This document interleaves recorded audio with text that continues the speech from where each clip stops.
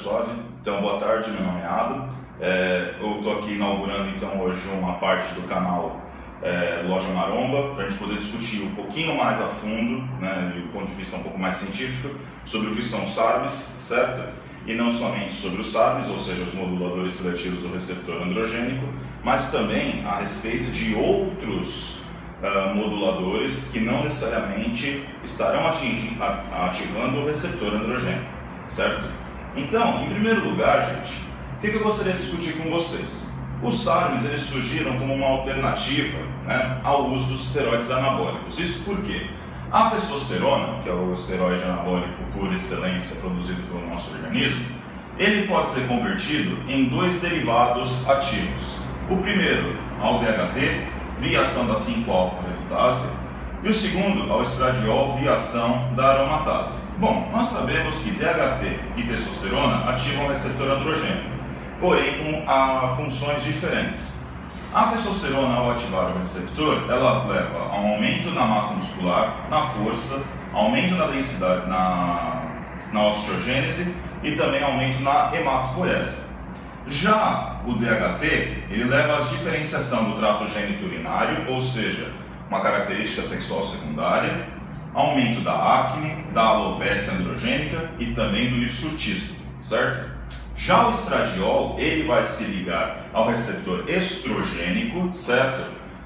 E isso não necessariamente é ruim, uma vez que o estradiol é necessário para elevar a densidade mineral óssea, ou seja, por isso que mulheres na menopausa têm maior tendência a sofrer fraturas, ou ainda homens que fazem uso de inibidores de aromatase de forma leviana, certo? Além de levar ao fechamento das epífises durante a puberdade, isso em meninos e meninas, e também tem um papel central na libido, ou seja, é interessante que a gente mantenha o estradiol em níveis fisiológicos, beleza? Bom, mas como nós dissemos, o grande problema dos esteroides anabólicos é que eles podem levar a essas características que não são do nosso interesse. Muito bem, nesse contexto, né, clinicamente, lá pela década de 90, início em 80 e depois em 90, surgiram estudos com os chamados moduladores seletivos, que ativariam de forma parcial o receptor androgênico. Isso pois, ao se ligarem ao receptor, as modificações conformacionais apenas ativariam determinadas regiões do DNA, ou seja, é como se esse complexo abraçasse o DNA e iniciasse o processo de transcrição gênica apenas em determinados tecidos. Ou seja, naqueles tecidos que não há interesse, por exemplo, no trato geniturinário, a gente pode citar a próstata, ou ainda, no caso das mulheres, né, o clitóris, né? Nesse caso, não haveria ativação desses tecidos, certo? E os SARMs, eles acabaram surgindo por planejamento inteligente de fármacos, através de estratégias que nós chamamos de SBDD, certo? Ou Structure Based Drug Design, e NBDD, ou Ligand Based Drug Design.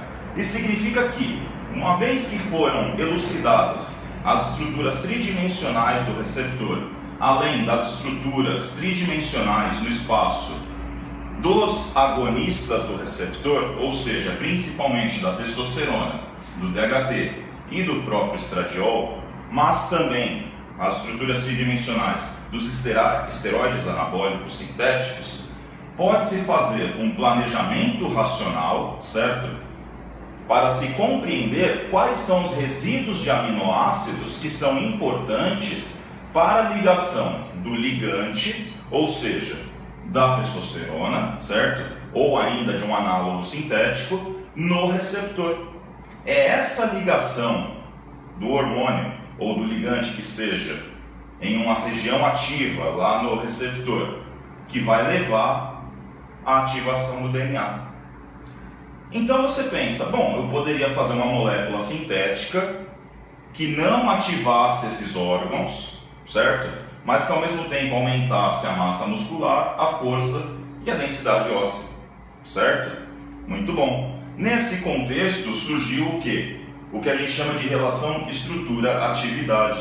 Percebeu-se que para ativar o receptor androgênico era necessário duas regiões com carga parcial negativa, que aqui na testosterona são elucidadas por esses dois átomos de oxigênio, certo? Esse grupo na química é chamado de carbonila e esse grupo de hidroxila, certo? Além de uma região com alta densidade de elétrons, ou seja, uma grande nuvem eletrônica, como esse esqueleto, que nós chamamos de ciclopentano peridrofenantreno, ok? Olha, ciclopentano-fenantreno, beleza? Muito bom. Sendo assim, a gente pode então fazer modificações nessa estrutura, permitindo apenas esse tipo de atividade e inibindo esse tipo de atividade. Surgiram então alguns análogos, certo? Que são os nossos chamados compostos líder, que são os principais a estarem sendo avaliados hoje por testes clínicos. Por exemplo, nós temos as propinamidas, certo? Como é o caso do ostarine, certo? A gente tem também outros que podem ser chamados de análogos de dantoínas e uma infinidade de compostos, ok? Entre estes, a gente tem aqueles que parecem apresentar atividades diferenciais. Então, por exemplo, a gente vai discutir em outros vídeos a possibilidade do uso, por exemplo, do andarine, né? Principalmente em mulheres, justamente por ter uma potência um pouco reduzida e não apresentar quase que nenhum potencial androgênico, certo? O que deve ficar claro para a gente é que, apesar de serem moduladores seletivos, né, vez ou outra, estes também podem ativar estes órgãos androgênicos. Então, não é necessariamente um composto livre de colaterais, ok?